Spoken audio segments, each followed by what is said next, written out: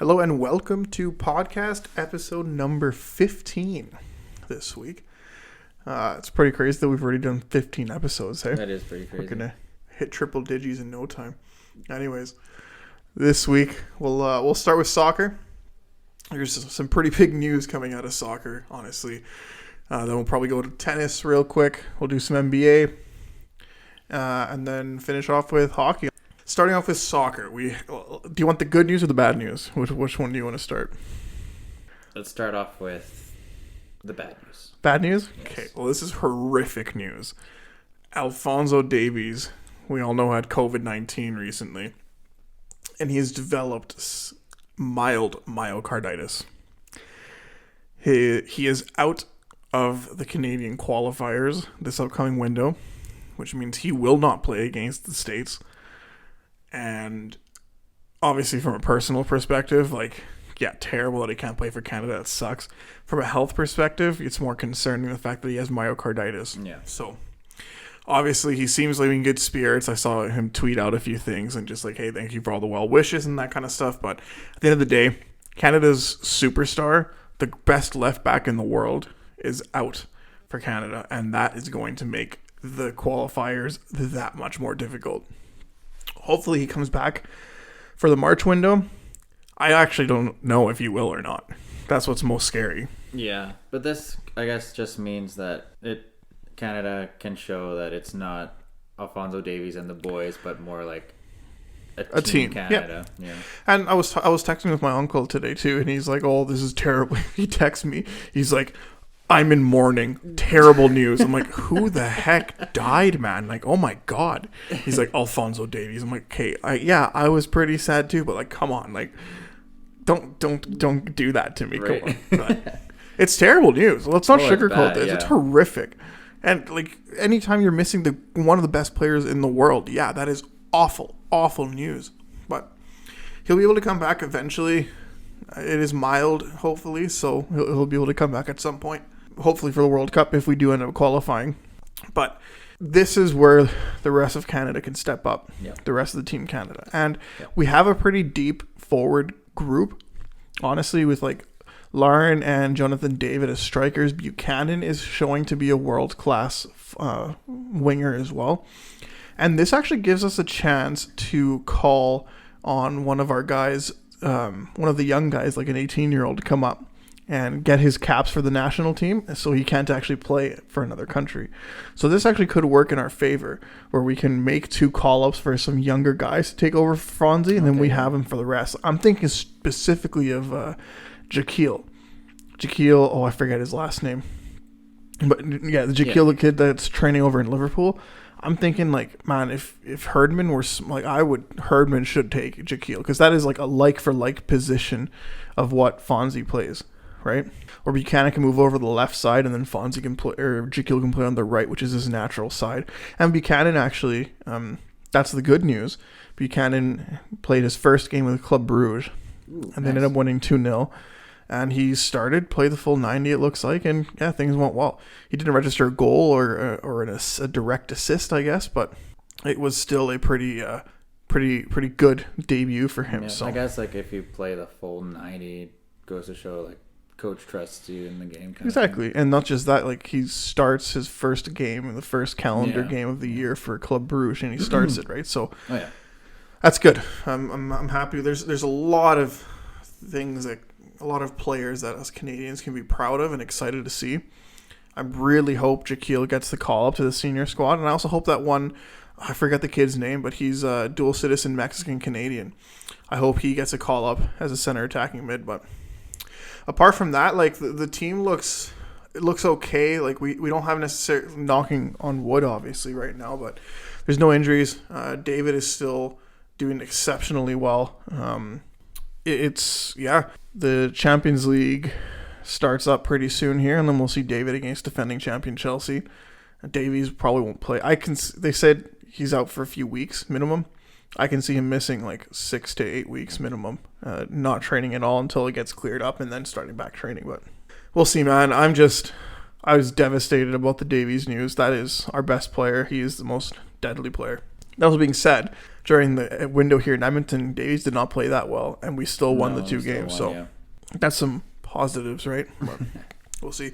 The game against the States in Hamilton, it's going to be pretty cold, so hopefully that helps. But Americans are used to the cold in specific areas of the country, right? So, but it's not going to be as big of a negative effect as it was to Costa Rica and Mexico. Yeah. But we'll see. I mean, the window's coming up pretty soon. We'll do an All About Footy pre-game or pre-window and post-window again. And then we'll go more in depth.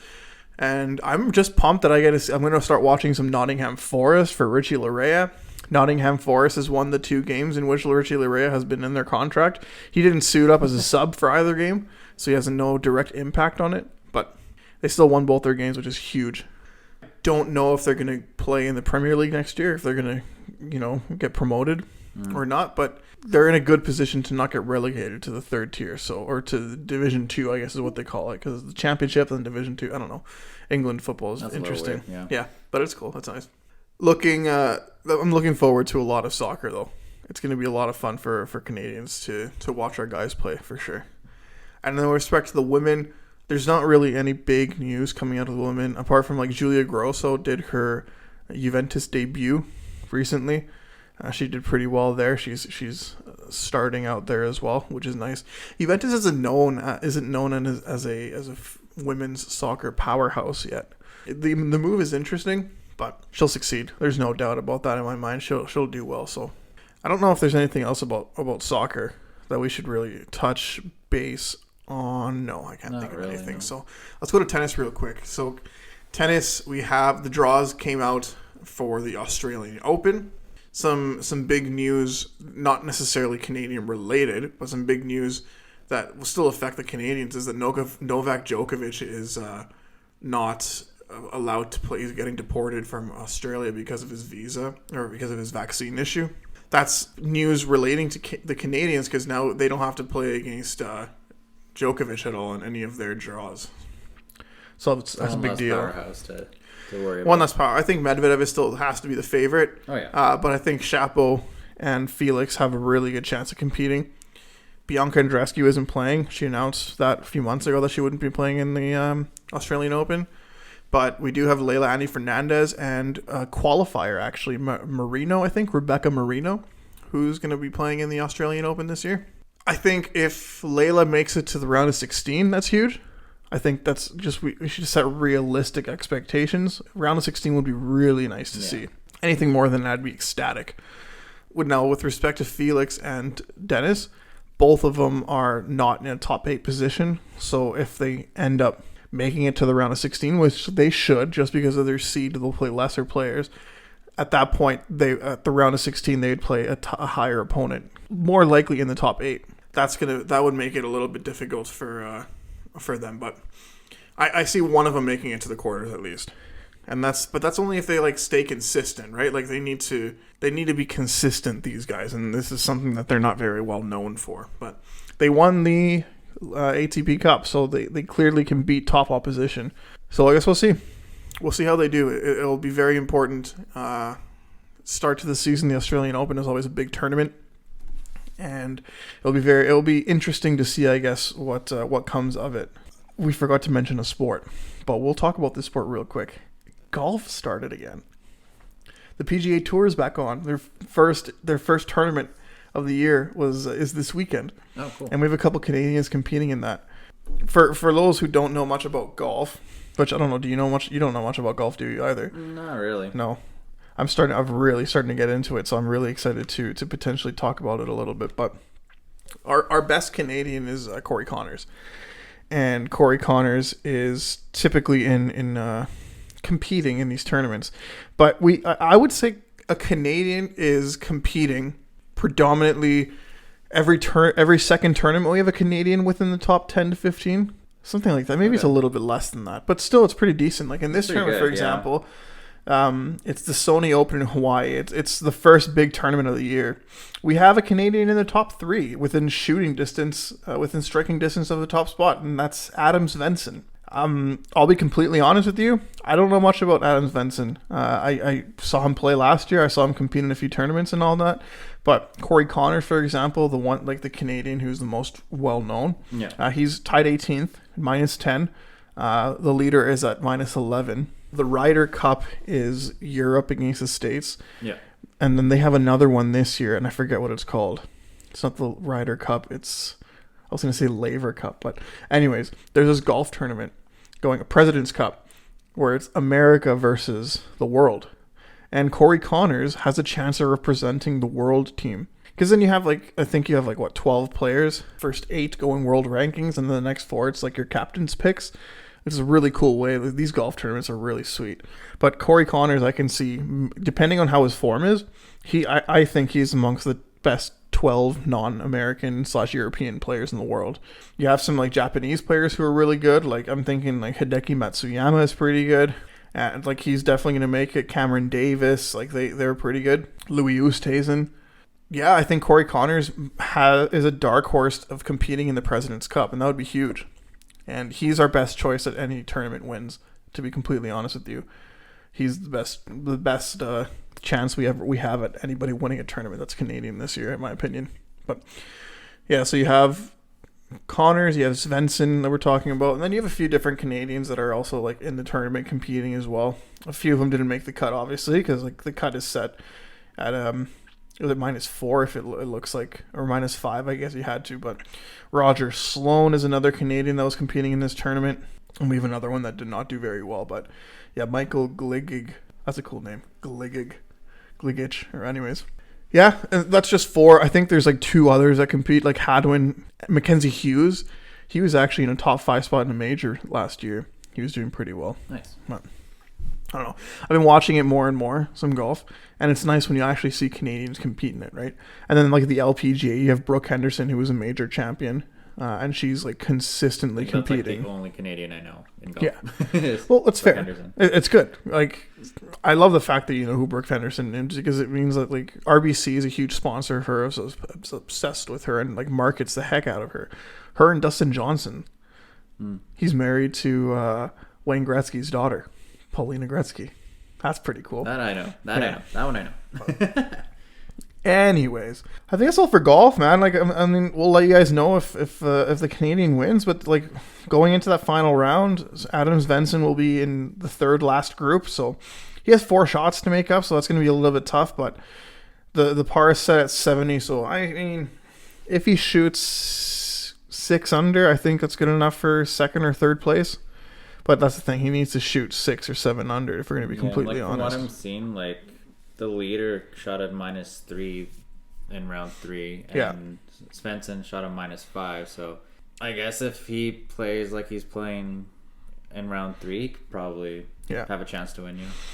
I think the winner of this tournament is going to be at about -23, -22 or 23, I think, because the top is at -18. Yeah. And depending on the pin locations in the last round, I think the winner of this tournament will be -21, 2 or 3 around there. So a lot of strokes to make up, I guess, but it's doable. It's only 4 shots back. Top people can choke, you know. Just gotta play. That's what I love about golf. It's individual. You like just do the best that you can, and then just you can't really worry about the others, right? Yeah. So we'll see. Connors is also within striking distance, -10, so he has 8 strokes to make up, but he just has to play like his first tournament of the year will be a little bit tough. Yeah. Just has to play like his life dependent on it if he wants to. Yeah. It looks like.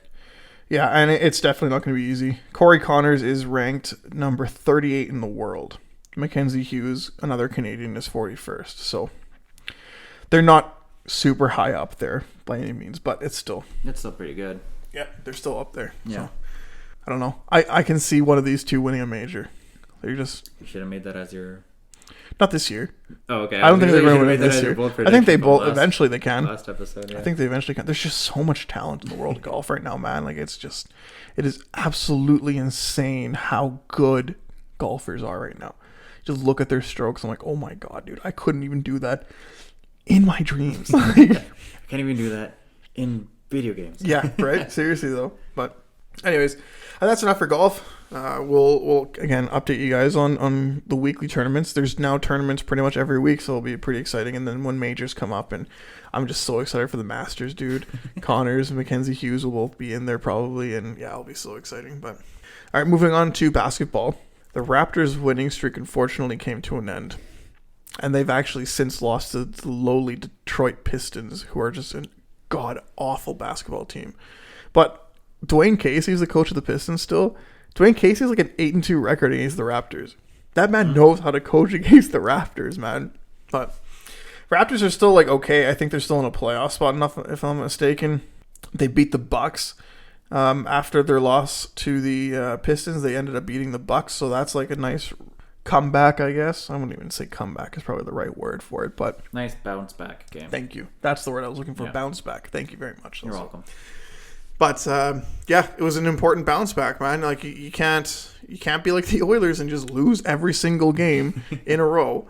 You got to be able to bounce back and compete. And Freddie VanVleet is just having an unbelievable year so far. And yeah, it's exciting to watch for sure. And they're currently at the moment of recording 8th in the Eastern Conference. They are a half game back of Charlotte, but they've also played 5 games less, if I'm not mistaken. 3. And then they're well behind 6th right now. You ideally want to finish 6th so you don't have to play in that play-in tournament. And then you never know, man. It's playoff basketball, playoff hockey, playoff anything. You never know. Any sport, yeah. You never know. You really never know. So I think this is a fringe 7-8 place team, 6, 7, 8 around there. They're good enough to make it, I think. So. Oh yeah, and like you said, they just need like a superstar, and then I think so. They could rise up. Yeah, because like when Freddie VanVleet and Pascal Siakam play the way that they can together, they win games. Oh, yeah. And they win against good teams. Like they beat the Utah Jazz, right? Like they play against good teams, and they barely lost the Phoenix Suns. Like barely lost. It was very close. So they're a good enough team. You know what I mean? Like they don't have the individual superstars, but like they have enough guys that like oh maybe it's Scotty Barnes that plays unreal one game. Maybe it's Freddie VanVleet. Maybe it's Pascal Siakam. Maybe it's Boucher has a big game. You know what I mean? Like, but they don't have the one superstar, and that's what did it for them. They had a legitimate superstar in Kawhi Leonard that you can give him the ball whenever the heck you wanted, and then they had a really solid supporting star in Kyle Lowry, right? Oh, so. Yeah. And I think they have that now. They just need the one superstar. I don't think that's going to come out of free agent signing. That might have to come out of drafting and developing someone. But this is way too early to say. But I honestly think Freddie VanVleet has to be considered one of the best undrafted players to play. Definitely right now, he has to be one of the best undrafted NBA players. And he's got to go. Like this guy is just completely dominating for the Raptors, man. Like he's like the heart and soul of this team. And it's so awesome to see. I guess like since all like the major stars left, he decided to take the helm and rise up, and then I guess he's taking everyone with him. So, yeah, and that's huge. And they also he finally got a payday that he deserved. Thankfully that's true too. Like I'm very grateful that the Raptors decided to pay him out the way that they should. At the moment of recording, they beat the Bucks, and then their upcoming schedule, if this thing ever loads. Anyways, they beat the Bucks. That's what's important. And then they don't play again until Monday, if I'm not mistaken. Or they play the Heat. And that'll be a welcome back for Kyle Lowry. And that'll be a pretty big game. The Heat are 3rd place in the Eastern Conference. With the Raptors' 19 losses, like they're not actually that far back of first. The first place team only has 13 losses. Raptors 19, that's six losses difference. Considering how the Raptors had a big slump during their COVID, that's actually not bad. That's not bad. No. And considering how bad the Knicks are doing right now, and my biggest surprise, to be honest with you, is the Cavaliers. I was pretty shocked about them. And then with respect to Canadians in the NBA at the moment, Golden State has moved down to 2nd place in the West. They definitely now have Klay Thompson back. He has played a game. Andrew Wiggins is still playing with them, obviously, and doing well. Playing some good basketball, and I think the fact that he has both Curry and Klay Thompson in front of him, he will be able to learn so much. And something that I've heard from the media out in Golden State is that his defensive game has really developed. Andrew Wiggins is now an elite defender, which is really nice to see. And I was pretty impressed by that. The last game that they played, at the moment of recording, obviously Friday, January 14th is when they last played. And he had more points than Curry, and he played more minutes than Curry. It could be because they were like way ahead of the Bulls that game. But yeah, they played really well there. And then I'm pretty pumped to see how many like Canadians are playing in the NBA right now. Like you have Gurius Alexander playing with OKC. Like they're not doing great, but like, you know, they're still doing okay. And then you have like a couple guys with the Pelicans. You have a couple guys in NCAA that are coming up too. It's pretty sweet. You have Tristan Thompson, who's a Canadian. I think he was with the Cavs the last I checked. We got some pretty decent Canadians in this league, so that's pretty nice to see. I mean, we'll mention the big shots right now, but I'm going to watch a little bit more basketball this week, and then we'll talk more about the Canadians in next week. But I guess all you really need to know right now is that Raptors won their most recent game, got out of their 2-game losing streak, and moving forward, yeah, I see 6th to 8th place is what they should aim for. Ideally, they finish in 6th or higher, honestly. But yeah, this isn't a championship team, though. This is a playoff caliber team, I think. I guess that would make us go to hockey now, hey? Unfortunately.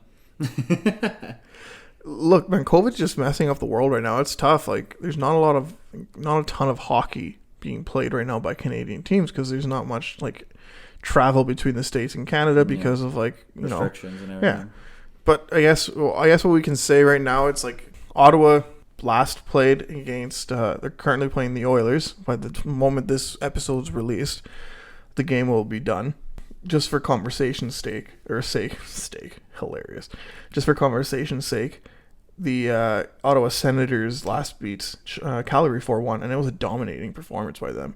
Matt Murray got his first win of the season in that game, and Ottawa's looking pretty decent, which is honestly making me really happy to see. Like, I want Ottawa to do well. That's a really young team, and I really want them to do well. And Toronto played an unreal game against St. Louis, and they ended up winning 6-5. That was a fun game to watch. And then, but that's it, man. Like, at the moment of recording, there is one single Canadian team in the playoff, and that's Toronto in the East.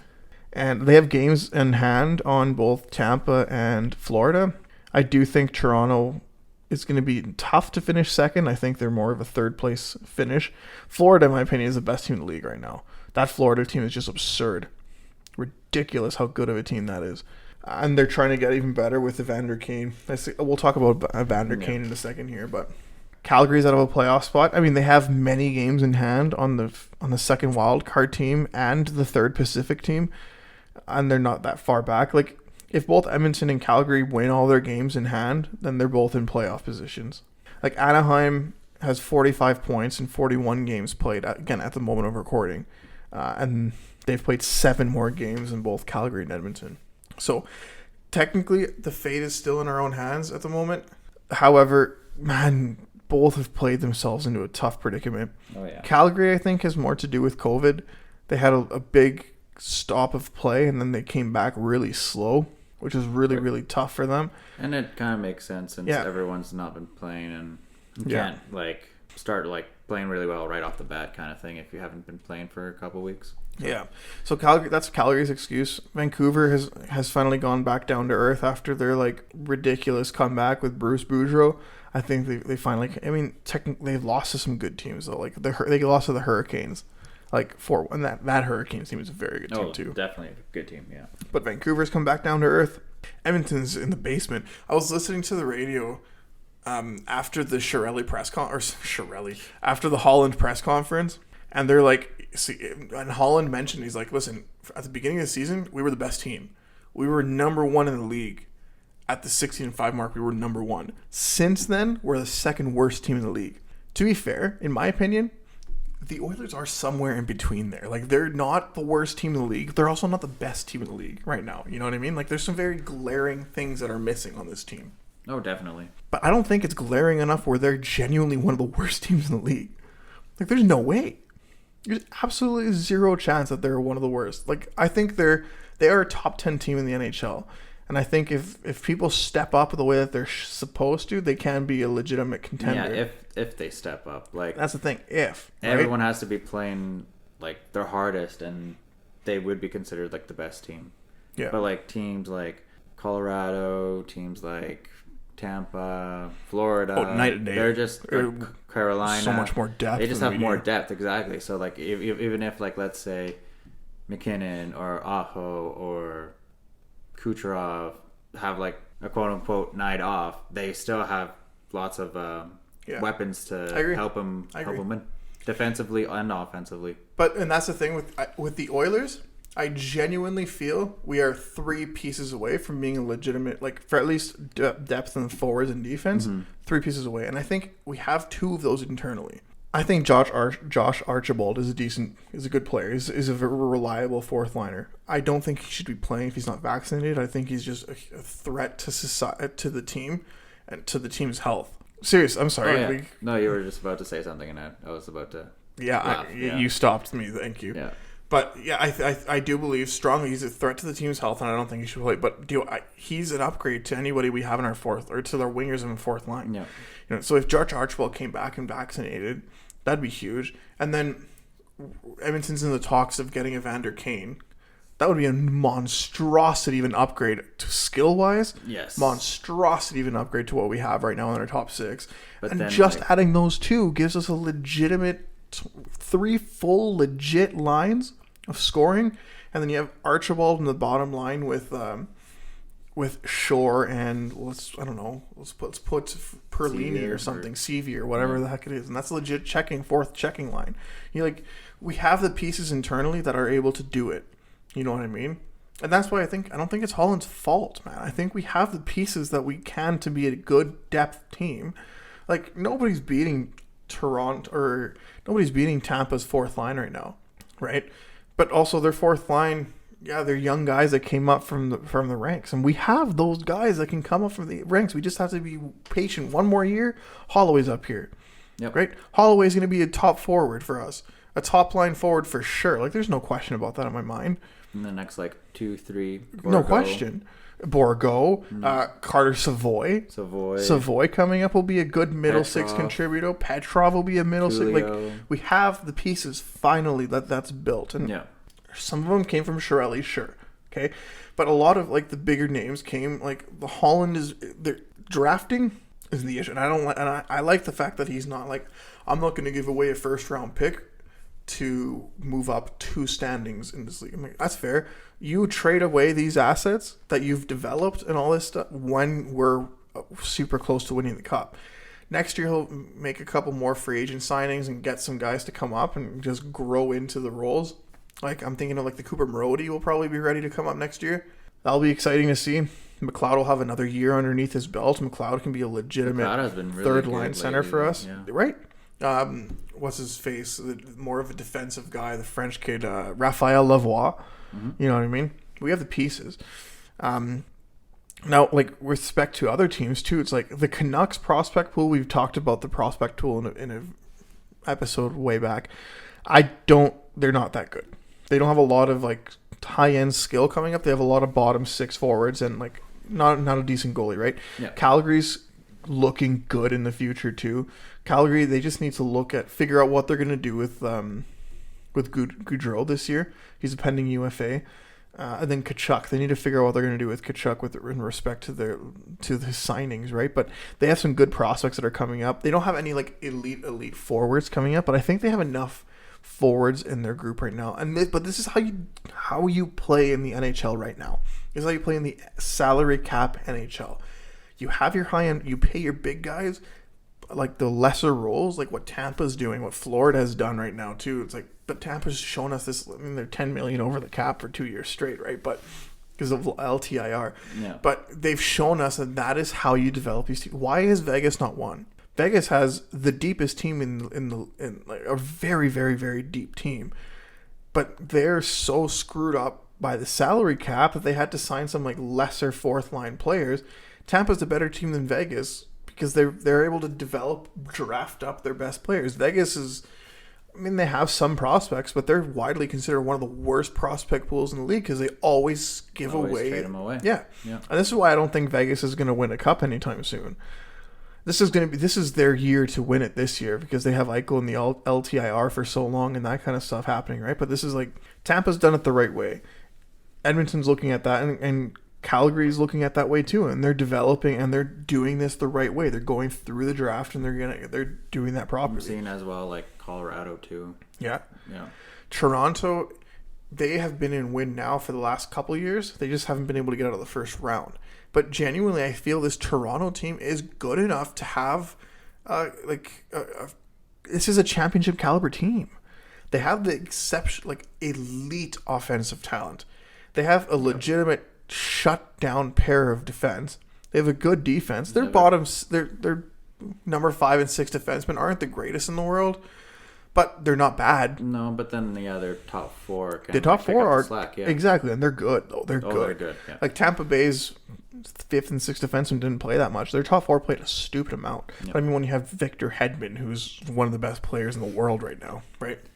Toronto is in win now, and they have in their bottom 6, they have $1 million contracts and some guys playing very well, like Jason Spezza doing Wayne Simmons contributing where he needs to, right? Like, and then they have the young guys that have been coming up, the Mikheyevs, and like they have that. That's how they're doing it.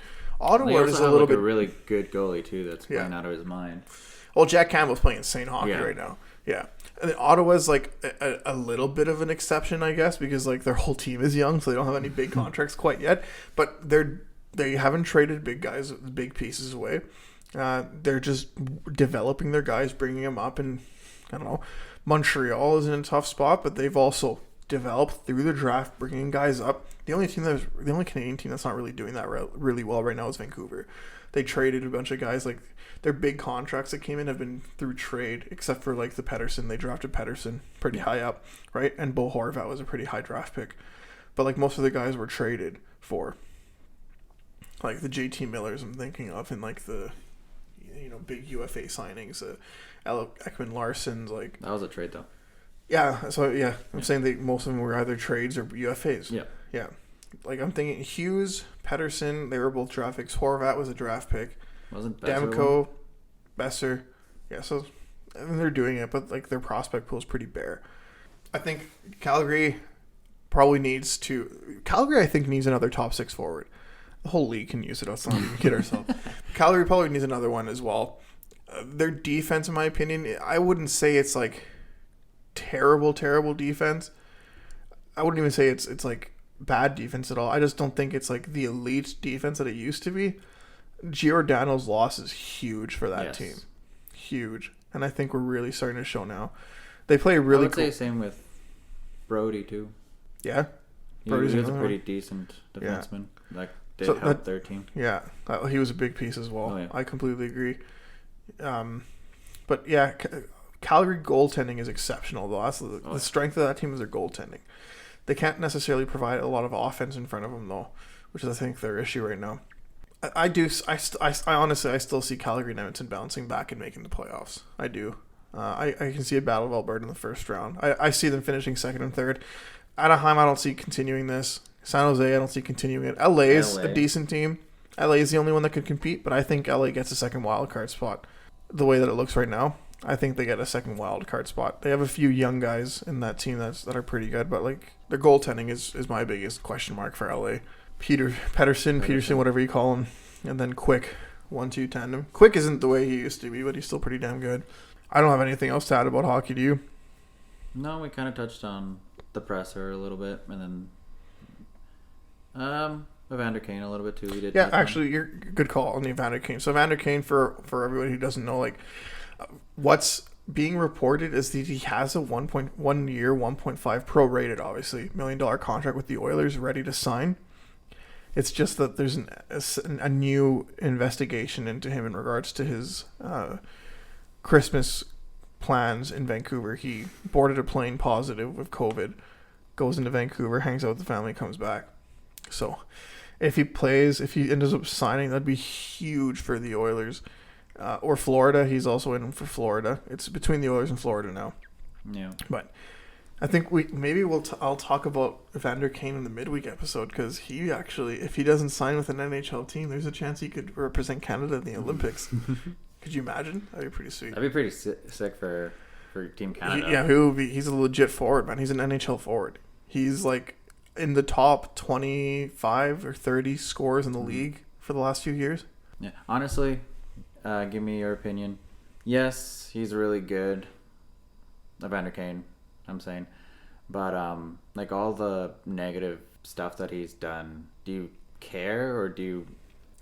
I would care if he's on the team, or I would think it'd be a negative impact on our team only if we didn't have the leadership to be able to control that. He was able to control it with San Jose because of Jumbo's leadership. Him and Thornton were really close, and I think Keith. There's a reason. I think there's a reason Keith is here, and that is because of his leadership. And Keith can control Kane. And if you have McDavid on board, oh yeah, like McDavid's very clearly on board. And I loved what he said in the press. He's like, "Oh, you don't like it? I couldn't care less." Just the easiest way. Everybody talks about, "Oh, McDavid won't sign back here again. Like, his team sucks." And you know who's going to drive McDavid and Draisaitl out of this freaking town? It's the idiot fans. And the press and everything. Yeah. What's the fans? I don't even care about the press. I think the press is nowhere near as stupid as Oilers fans. Yeah. No, I agree with that, yeah. I get it, man. Listen, I'm as pissed off and frustrated as everybody else in Edmonton right now. It's just how terrible this team is doing. But I would like to think that I at least have a little bit of common sense. And, like, just listen, like, yeah, Chiarelli screwed us up completely. Like, yeah, he drafted well, but his trades were horrific. And this team went from a legit NHL team to an AHL team with 2 superstars on it. You know, and a star. You know, Nuge, McDavid, and Draisaitl were the only good players, and Nurse.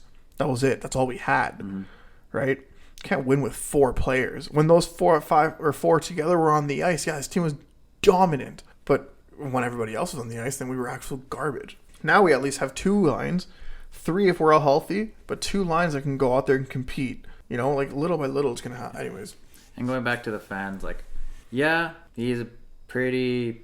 Don't want to swear, but he was a pretty bad person, like, off the ice. On the ice, like, he was, like, yeah, like you said, like, top 15, top 20 player. Like, he's really good.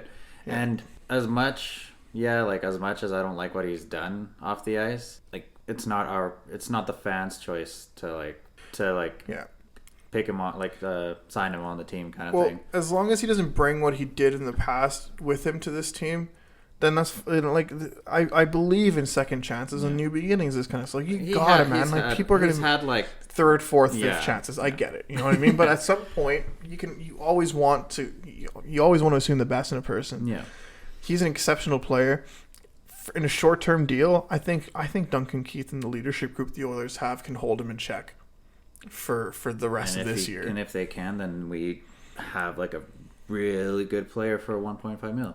And Florida, I think, is in on it because of Jumbo. Like, what him and Thornton together, like, they did really well. Thornton did an exceptional job in controlling him, right? Like, I've heard, like, people don't want him because the negativity and, like if we can't afford, like, major mistakes, kind of, like, quote unquote, just because, like, if we do make a mistake with signing Evander Kane, let's say, then we're still, like you said, a couple pieces away from being a good team.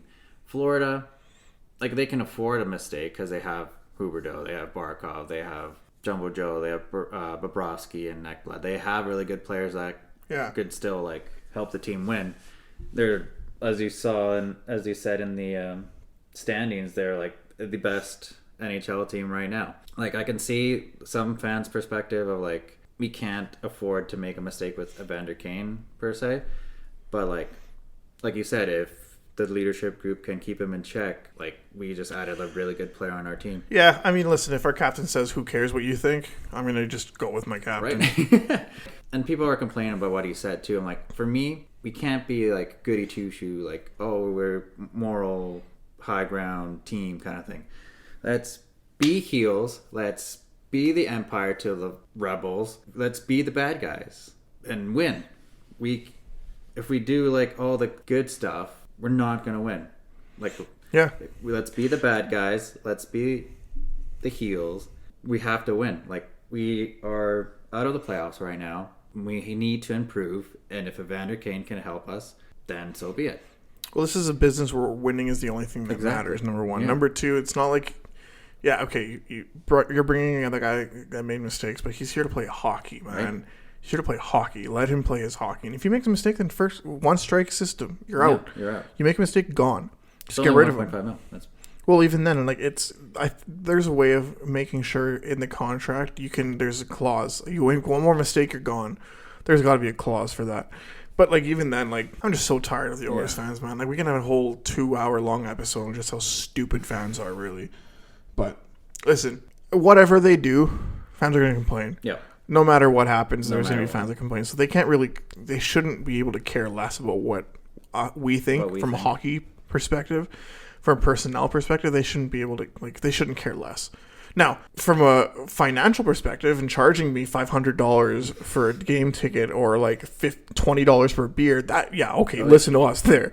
Yeah. But like from a player ops perspective, like they got to do what you do to win. Holland is a Hall of Fame GM for a reason. Got to trust it. Everybody's like, oh, he's talking about Detroit and all that stuff. He's like, yeah, he's trying to make you guys remember how good he is and make you realize how stupid you're all being. It's okay to have your own opinion. Just don't anyways, I'm done talking about these idiots. So I think that's all for the NHL before I lose my mind again. The officials, we have not talked about the officials as much again. This is incredible. They're starting to smarten up a little bit. Yeah. So it's been nice to see. And in the game we're currently watching in regards to the Oilers and Senators, like there's been very few glaring calls missed. And there's been every penalty that has been called is a legitimate penalty. I'm so happy to see it. Like, yeah, we took a couple penalties. I'm like, yeah, that's a penalty. Thank you for calling it. Thank you for being consistent. Thank you for actually looking at the game. I'm so pumped about this. That's it for the podcast episode number 15. Thank you everybody for listening, and tune into the midweek episode where we're going to talk a little bit about the Canadian Olympic roster for hockey. We'll talk about the women's roster has been announced too. We'll probably mention that, but we'll talk about a few big names that could be competing in the Canadian team for the men's side. So tune in later on this week, and thank you very much for listening, and we'll see you later on this week.